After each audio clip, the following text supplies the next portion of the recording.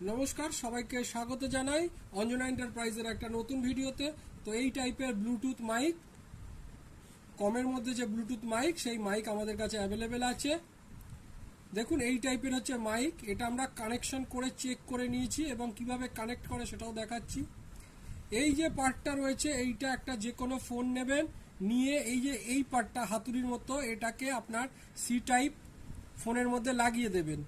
লাগিয়ে দিলে যদি এখানে লাল আলো জ্বলে তাহলে এটা কানেক্টেডের জন্য প্রস্তুত, বা যদি না জ্বলে লাল আলো তাহলে ইউএসবি বা ওটিজি অপশানটা অন করে নিতে হবে।